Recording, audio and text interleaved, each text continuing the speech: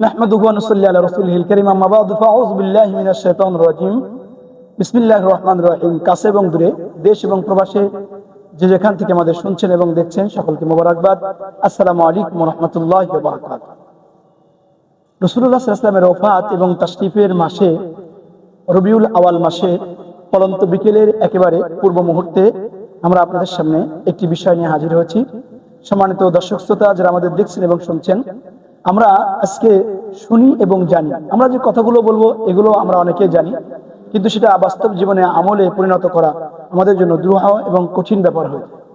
এজন্য আজকে আমরা যে বিষয়টি নিয়ে কথা বলবো সেটা হলো এই, যে কোনো সাধারণ মানুষ এবং যে কোনো মানুষ যদি আউযু বিল্লাহ বিসমিল্লাহ সহকারে সূরা ফাতিহা 3 বার, সূরা ইখলাস 3 বার তেলাওয়াত করে, সূরা ইখলাস 3 বার তেলাওয়াত করে, আল্লাহ পাক রব্বুল আলামিন তার আমলনামার মধ্যে এক খতম কোরআন শরীফ তেলাওয়াতের সওয়াব দিয়ে দেবে।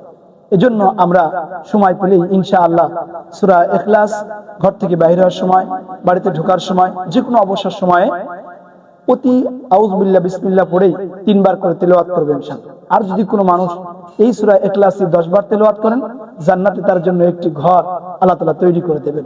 সম্মানিত দর্শক শ্রোতা, আমাদের সাথে থাকুন এবং আমরা যে কথাগুলো বলি আমরা নিজে এবং আমরা সকলে যেন আমল করতে পারি। আল্লাহ যেন সে তৌফিক আর হিকমা দান করেন।